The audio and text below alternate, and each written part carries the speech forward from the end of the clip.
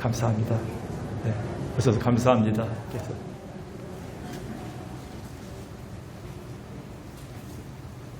오랜만에 인사가 머쓱하죠? 영국의 유명한 존 스타트 목사님 돌아가셨지만 존 스타트 목사님이 이런 아주 의미심장한 이야기를 남겼습니다. 교회는 돈 안 드는 광고를 잘해야 부흥한다. 얼마나 많은 교회들이 교회를 홍보하려고 교회를 드러내려고 많이 홍보하면서 돈을 쓰겠습니까? 작은 교회들이 이런 돈조차 없이 월세 내는 돈조차 없이 힘든 교회들이 많은데 사실 우리가 교회 홍보하는 것은 굉장히 힘듭니다. 그런데 교회는 돈 안 드는 광고를 잘해야 부흥한다. 이 존 스타트 목사님이 돌아가시기 전에 아주 의미심장한 말을 남겼습니다. 이것은 입에서 입으로 전해지는 아름다운 소문이 나야 진정한 교회의 부흥이며 그제서야 비로소 이 세상이 그런 건강하고 아름다운 교회를 주목하고 찾게 된다는 겁니다. 얼핏 제가 소개했던 이 예화가 다시 떠오릅니다. 미국의 세인트루이스를 출장 중이던 변호사 한 분이 주일 아침이 되어 근처의 교회에서 예배를 드리기 위해서 사거리에서 교통정리하던 경찰관에게 교회 한 곳을 소개받았습니다. 이에 변호사는 소개받은 그 교회를 열심히 찾아가다가 언뜻 이런 의문이 생겼습니다. 그 근처에도 괜찮은 여러 교회들이 눈에 띄는데 굳이 왜 이곳에 이 교회를 소개했을까? 그래서 변호사는 모처럼 은혜 넘치는 예배를 잘 드리고 돌아오는 길에 그 경찰관에게 이렇게 물었습니다.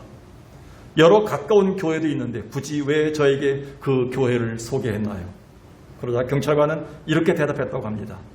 제가 교인이 아니라서 어느 교회가 좋은지는 잘 모르나 수년 동안 교통정리를 하다 보니 그 교회에서 나오는 교인들 얼굴이 가장 밝아 보였습니다. 그리고 교통 질서를 잘 지켰습니다. 그래서 제가 그 교회를 소개한 것입니다. 이렇게 교회 부흥은 우리의 삶에 달려 있는 것입니다.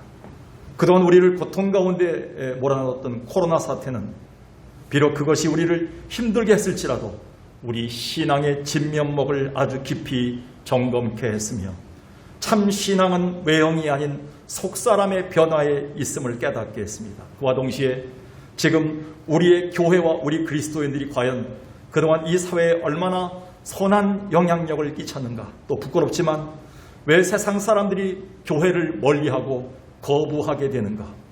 그런 자문을 하게 되었습니다. 저는 그것을 과연 그렇다면 지금 우리에 대한 소문은 어떠한가로 다시 되묻고 싶습니다. 그런 면에서 오늘 본문은 지금 우리 그리스도인들이 나가야 할 신앙의 안내서입니다. 본문에 등장하는 데살로니가 교회는 사도 바울이 2차 전도 여행 중에 세운, 그래서 지금 겨우 2년밖에 설립되지 않는, 설립의 연도가 2년밖에 안 되는 짧은 역사에 아주 작은 교회에 불과했습니다. 그럼에도 우리가 주목해야 할 것은 이 교회는 그 주변에 아름다운 소문이 나므로 교회 주인 되신 주님뿐 아니라 설립자 바울까지도 기쁨을 주체하지 못하고 있다는 겁니다. 대충 그 교회 소문이 난 게 아니라 이 교회는 헬라 권역이 두 구역으로 남겨져 있는데 마케도니아와 아가야 지역으로 나눠진 헬라 전 권역에 소문이 났다는 겁니다. 즉 유럽 전역과 소아시아, 중동과 터키, 로마에 이르기까지 신앙의 열매로 인한 이 교회의 아름다운 소문은 퍼져나갔다는 겁니다. 오늘 본문 중에 2절, 3절에서 바울은 그래서 이렇게 기뻐하고 있습니다. 내가 너희를 생각할 때 감사하고 기뻐하는 이유가 있다. 기억하는 이유가 있다. 3절에 그것은 너희의 믿음에 대한 역사 소문이 있고 너희의 믿음에 대한 소문이 있고 너의 사랑에 대한 소문이 들리기 때문이며 너희가 가진 예수 그리스도에 대한 소망의 소문이 내게 들리기 때문이다. 이렇게 칭찬해주고 있습니다. 6절에 가서 읽지 않겠지만 이 소문이 각처에 퍼져 마케도니아와 아가의 헬라권 전역에 다 퍼지고 있다. 이런 아름다운 소문을 칭찬해주고 있습니다. 이들은 신앙의 3대 덕목인 믿음, 소망, 사랑 그 자체뿐만 아니라 그것으로 인해 나타나는 믿음에 따른 소문, 사랑에 따른 소문, 소망에 따른 소문들이 자자하게 나고 있다는 겁니다. 사실 이것은 올 상반기를 결산하는 우리가 꼭 점검해야 될 우리의 신앙의 진면목인 것 같습니다. 그렇다면 오늘 우리에게 참 부흥의 열매를 가져다 주는 아름다운 소문이란 무엇인가요? 첫 번째는요, 믿음에 대한 소문이 나야 됩니다. 믿음의 소문이 나야 됩니다. 3절을 다시 보겠습니다. 너의 믿음의 역사와 역사와. 이 말이 좀 힘들죠. 믿음에는 열매가 있다는 겁니다. 여기 역사라는 말은 헬라어로는 에르곤인데, 에르곤이란 말은 참 의미가 깊습니다. 일한다, 움직인다, 변화된다, 열매 맺는다는 역동적인 의미를 갖는 단어입니다. 하나님의 일하심에 나타나는 변화를 에르곤이다 이렇게 얘기합니다. 한마디로 데살로니가 교회는 믿음의 구체적인 결과가 나타나고 있는 교회였습니다. 그것을 우리가 가진 믿음은 결코 추상적인 아니기 때문에 하나님은 우리의 삶의 구석구석에서 변화를 일으키고 있다는 증거입니다. 그래서 이 믿음의 결과란 예배 시간에 그냥 습관적으로 참석해서 예배만 드리고 바람같이 사라지는 행위가 아니라 그 예배를 통한 하나님의 간섭으로 무엇 하나라도 내가 달라지고 말씀이 육신이 되어 내 삶을 변화시키는 결과를 말합니다. 따라서 우리의 믿음은 정지되어 있는 명령형이 아니라 계속 움직이는 동사형입니다. 그것은 믿음이 가진 생명력 때문입니다. 하나님 나라가 그렇죠. 믿음을 가지고 전진하는 하나님의 나라는 고운 밀가루 속에 누룩을 집어넣어서 부풀어 오르는 것처럼 하나님의 나라는 역동적으로 부풀어 오르는 변화되는 나라라고 이렇게 설명하고 있습니다. 마찬가지로 우리의 믿음이 들어가기만 하면, 믿음의 주인공이신 하나님이 우리 가운데 역사하시기만 하면 우리는 변화되고 움직이는 열매를 맺는 그런 특성이 있다는 겁니다. 근데 데살로니가 교회는 그런 교회였다 이렇게 바울은 칭찬하고 있습니다. 그래서 야고보 사도는 이런 행함이 없는, 믿음의 소문이 없는 자들을 향해서 허탄한 사람들아 이렇게 얘기했어요. 이 허탄한 사람은 허풍쟁이, 헛된 바람이 든 사람들이에요. 그리고 거짓 신앙을 가진 사람들을 허탄한 사람아 이렇게 얘기해요. 어떤 사람입니까? 행함이 없는 믿음을 갖고 있는 사람. 들었던 믿음이, 내 안에 들어간 믿음의 주체이신 하나님이 내 안에서 일하지 않고 있는 성도를 향해서 하나님은 죽은 것이다. 야고보는 죽은 믿음이다. 행함이 없는 믿음, 허탄한 사람들아 이렇게 평가하고 있습니다. 어느 분이 기독교 방송에 자신이 경험한 황당한 에피소드를 제보했습니다. 하루는 본인이 차를 몰고 가다가 차가 워낙 막혀서 웬일인가 알아봤더니 길 한복판에 두 여자분이 차를 세워놓고 대판 싸움을 하고 있답니다. 끼어드는 상대 차량을 서로 양보하지 않다가 접촉사고가 났는데, 그렇다고 서로의 차에 흠집이 별로 생긴 것도 아닌데 서로 육두 문자까지 써가면서 고함을 지르며 삿대질까지 하고 차를 다 막고 있답니다. 근데 마침 그 옆을 지나가던 여자 한 분이 창을 내리더니만 차에서 갑자기 그 두 분들을 향해서, 아니 김 집사님 여기 왜 계세요? 아니 여기 박 집사님도 계시네? 근데 왜 두 분이 왜 싸우세요? 서로 같은 교회 다니는 집사님들이었는데 하도 교회가 크다 보니까 서로를 모르고 대판 싸우고 있었던 겁니다. 그냥 웃을 일은 아닌 듯합니다. 모름지기 한동안은 그 지역에서 두 분들의 싸움 이야기는 종종 교회에 대한 비판적 이야기와 함께 꼬리에 꼬리를 물고 좋지 않은 소문으로 회자될 것이기 때문에 그렇습니다. 여러분, 빛과 소금이란 게 뭘까요? 주님이 우리에게 빛과 소금의 역할을 했던 게 무엇일까요? 나는 석강교회 교인입니다. 나는 석강교회 재직입니다 라고 얘기하는 게 빛과 소금일까요? 누누이 강조하지만 마태복음 5장 13절 16절까지 이렇게 얘기합니다. 너희는 세상의 소금이다. 너는 세상의 빛이다. 그런데 16절에서 얘기합니다. 너희는 빛으로 소금으로 살면서 소리는 나지 않지만, 드러나지 않지만, 화려하진 않지만 너희가 녹아지고 깨어지고 죽어지는 그 모습, 행실을 통해서, 믿음이 들어간 삶의 변화를 통해서 하늘에 계신 아버지께 영광을 돌리게 하라.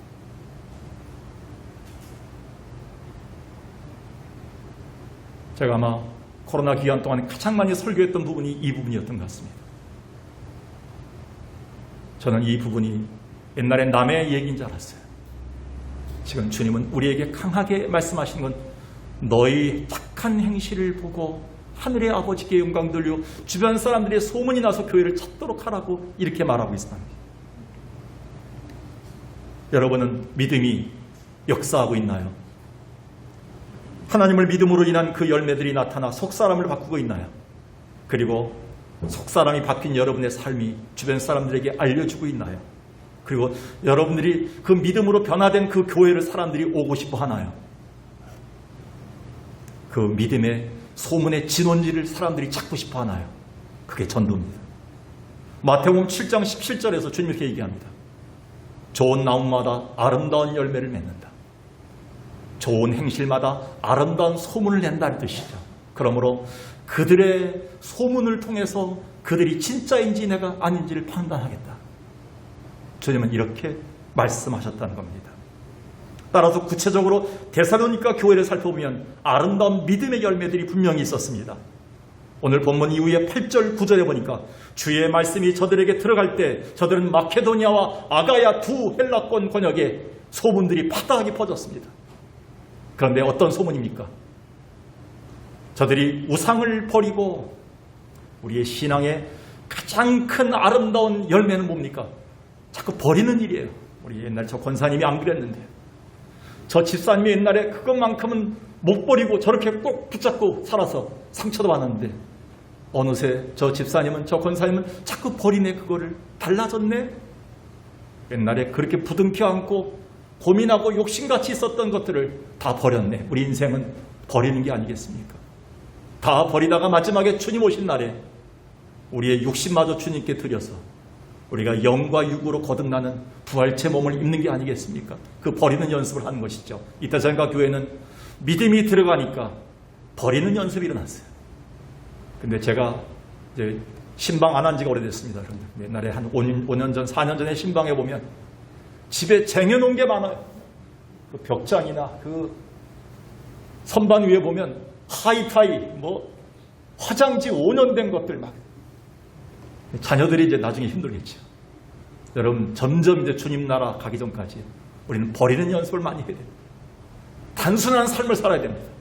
근데 우리는 버리는 게 굉장히 힘들어요. 제가 11번 이렇게 이사하다 보니까 맨 처음엔 4번째, 5번째까지 갈 때는 절대 버리지 않는다. 이거 손대면 혼나?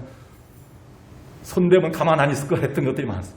그런데 6번째, 7번째 되는데 빨리 버리고 싶더라고요. 버려도 아무런 지장이 없더라고요. 지금도 버릴 것들이 너무나 많아요. 청소할 때마다. 근데 이 교회는요, 과감하게 지저분한 것, 덕이 되지 않은 것, 죄가 되는 것들을 버리는 운동이 일어났어요. 그 소문이 난 거예요. 그게 믿음의 소문이에요.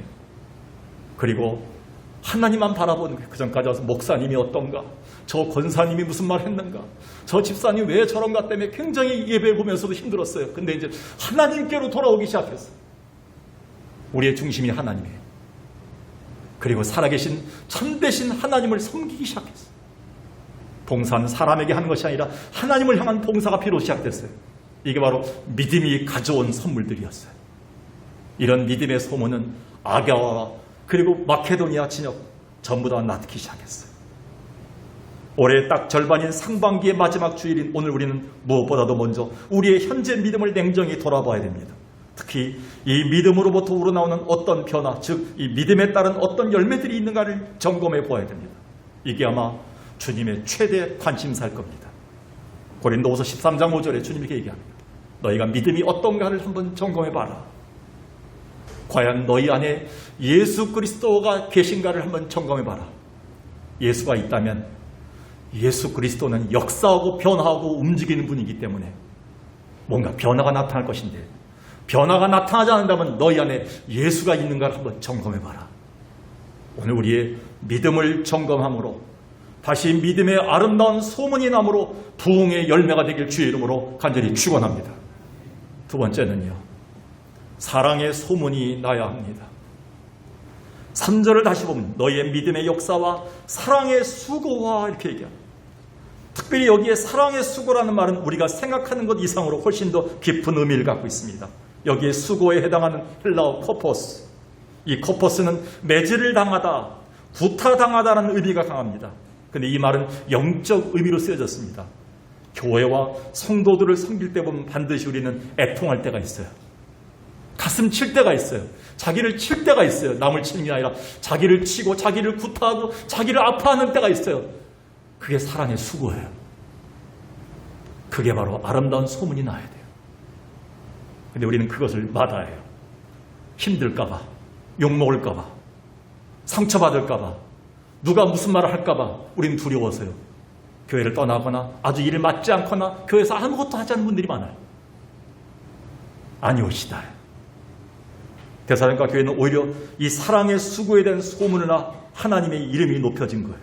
이 수고라는 말은 엄청난 노력과 고생, 헌신의 섬김이 내포되어 있습니다. 하나님의 교회를 섬기고 성도들을 섬길 때 나타나는 고생, 헌신, 마음고생들이 나타나고 있다는 겁니다. 그러기에 우리가 주님을 사랑하고 주님의 몸된 교회를 섬기는 일엔 반드시 이런 수고가 따르고 있는가를 주님은 묻고 계십니다. 그런데 아주 분명한 것은 데살로니가 교회 성도들은 그들의 교회와 성도들을 섬김에 있어서 수고라는 열매가 나타났기에 그들은 사랑에 대한 소문이 퍼져나갔습니다. 제가 여러 해 동안 목회를 하면서 절실히 깨달은 게 있다면 진짜 사랑은 말로만 끝나는 것이 아니고 수고로서 나타난다는 겁니다. 오늘도 아침부터 오셔서 땀을 흘린 장로님, 권사님들, 집사님들이 계십니다. 한 주간 동안 보면 교회에 땀 흘린 흔적을 가진 분들이 계십니다.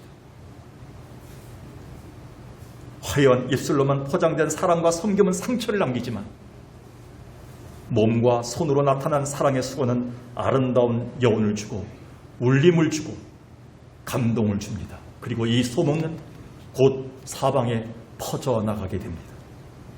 어떤 분이 오랫동안 섬겼던 작은 교회를 은퇴하시면서 이렇게 말씀하셨는데 제 마음에 오랫동안 자리 잡고 있습니다.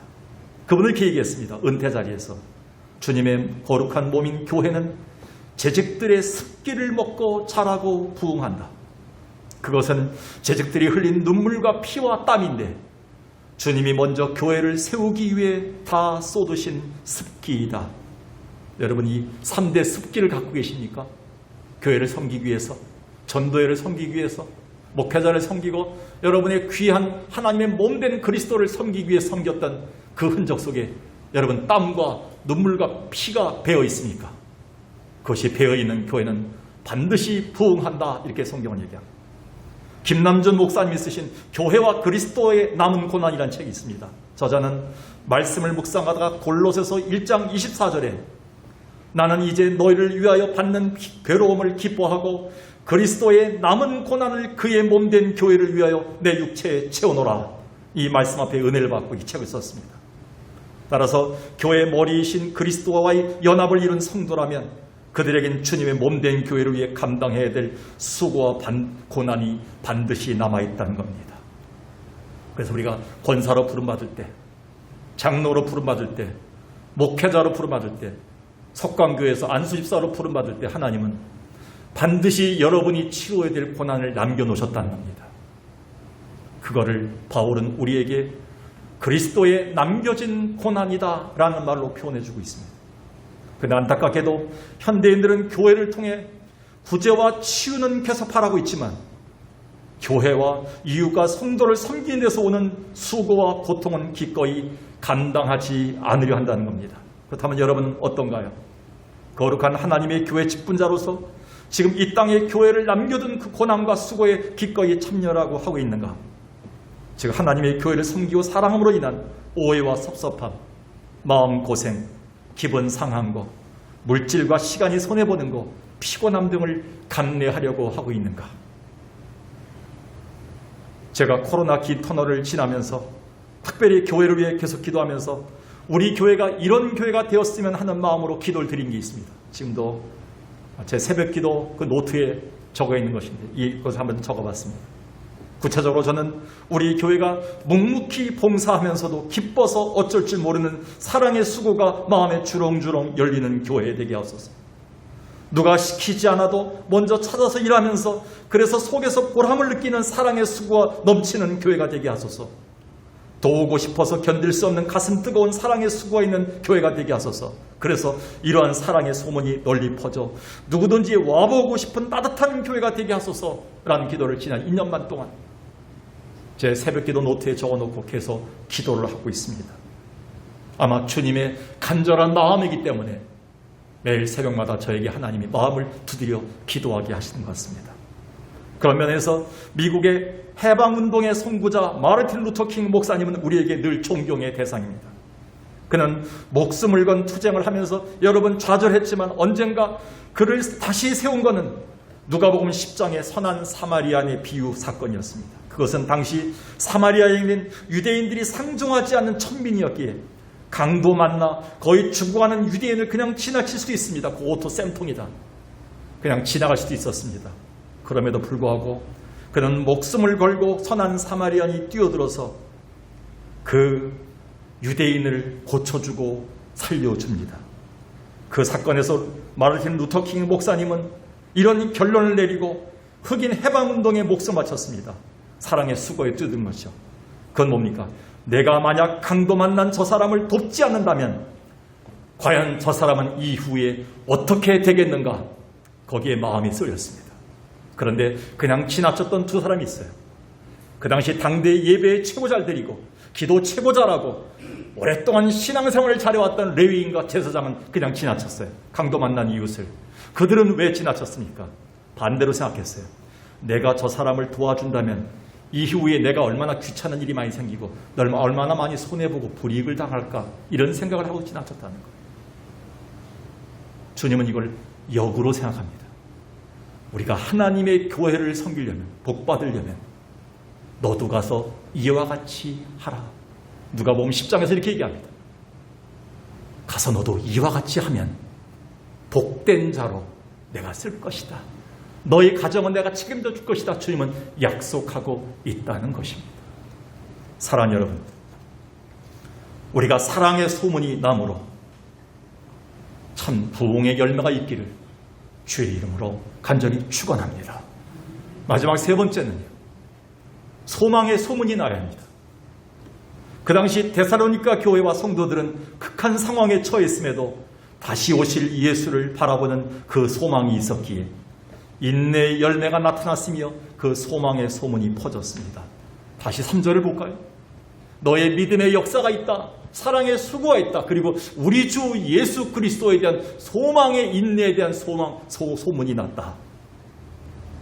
구체적으로 데살로니가 교회는 정치적으로는 로마 당국으로부터 황제 숭배에 가담하지 않았다는 것으로 인해 박해가 심했습니다. 종교적으로는 데살로니가 교인들이 기독교인으로 귀화했다는 이유 하나 때문에 유대인들이 사회 공동체에서 그들을 소외시키며 불이익을 당하게 했습니다. 그럼에도 데살로니가 교인들이 그것을 잘 견뎌낼 수 있었던 것은 오로지 예수 그리스도의 재림을 바라보는 그 참 소망 때문이었습니다. 이렇게 연약한 우리에게 소망이 있으면 그 어떤 것도 잘 견뎌냅니다. 반면 소망이 사라지면 사소한 것에도 쉬무너지고 포기합니다. 물론 연약한 우리에게는 광야 같은 이 세상에서 크고 작던 온갖 어려움을 시달리지만 그럼에도 명심하십시오. 우리 앞에 어려움이 아무리 크다 할지라도 우리가 가진 예수의 소망보다는 턱없이 작다는 사실을 기억하십시오.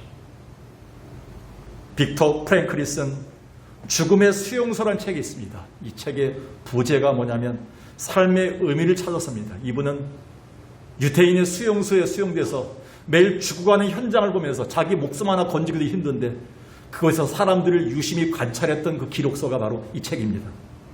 근데 그가 가만히 관찰해보니까 매일같이 수십 명씩 죽음으로 죽어가는 수용소에서 그래도 건강하게 밝게 살아가는 사람들의 부류가 있었어요. 그들을 관찰했는데 그들의 공통점은 그런 극한 상황 속에서도 그들은 예수의 소망을 잃지 않고 있던 자들이었어요. 그래서 그들은 그 와중에도 오히려 남을 챙기고 남을 격려하고 도울 수 있었다는 겁니다. 반면에 아무런 소망을 갖고 있지 않던 자들은 거칠어지고 이기적이고 독일 군들한테 고자질하다가 스스로 병 걸려 죽고 사형장으로 끌려간 사람들이었습니다. 그런데 다행히도 데살로니가 교회를 보면 이러한 악조건 속에서도 소망에 대한 소문이 주변에까지 퍼짐으로 가보고 싶은 교회, 아름다운 교회가 된 것입니다. 6절과 10절 봅시다.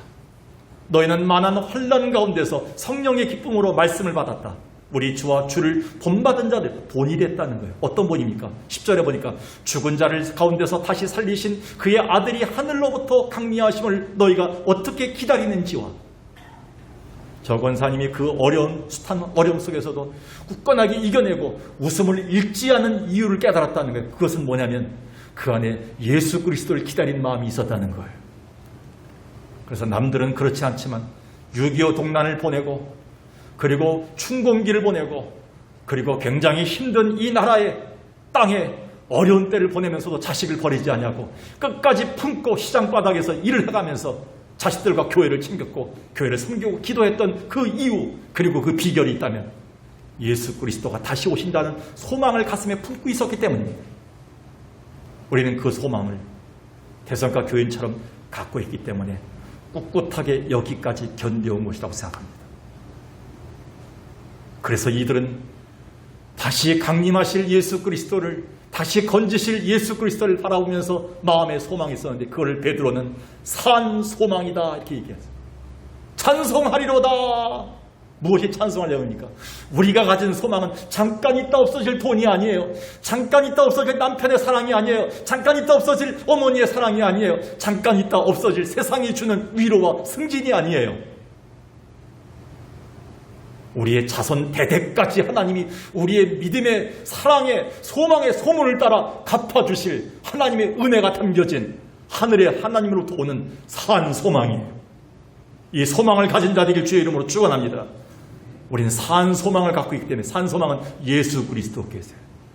여러분이 자녀들에게 줄 것보다도 예수 잘 믿는 여러분은 하나님이 인정하시면 하나님이 주실 게 더 많은 거예요. 그 소망을 우리는 갖고 꿋꿋하게 교회를 지켜내고 이겨내고 여기까지 섬기고 있다는 사실을 확신을 가져야 됩니다. 지금부터 2500년 전 에레미야 선지자는 지금 우리가 겪는 것과 이것보다 더 이상의 전염병을 겪었어요. 전쟁을 겪었어요.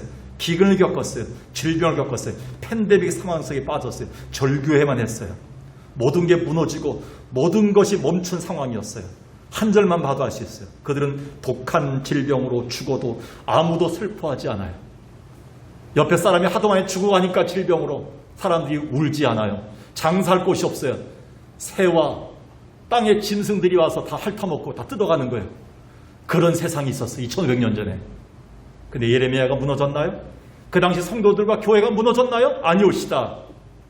그들은 소망이 있었어요. 근데 그 소망 가운데 기다렸는데 하나님이 어느 날 이 말씀하시고 회복하시는 거예요. 에레미야 33장에서 이렇게 봤습니다. 보라, 내가 이 성읍을 치료하며 고쳐 낫게 하고 평안과 진실이 풍성함을 그들에게 나타낼 것이다. 15절 중요한 거예요. 그날 그때 내가 다윗에게서 한 공의로운 가지가 나게 하리니 그가 와서 너희를 치유하고 회복할 것이다.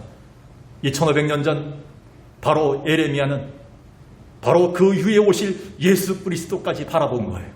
오늘 우리가 바라는 소망의 주인공이신 예수 그리스도, 그분이 오시면 회복할 것에 대한 소망을 바라봤던 거예요.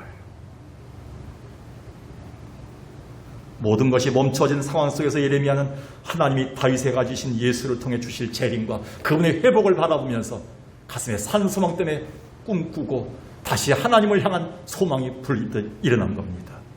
우리가 그 소망을 가질 차례가 아닐까요?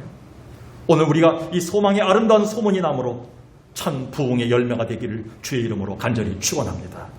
성도 여러분, 말씀 마칩니다. 오늘은 우리가 올해 상반기를 마치면 또 우리 자신과 우리 교회를 다시 돌아보는 주일입니다. 다음 주일은 맥주감사주일입니다. 바라옵기는 우리 교회가 아름다운 소문이 이제 꼬리에 꼬리를 물어 이웃에게 회자됐으면 합니다.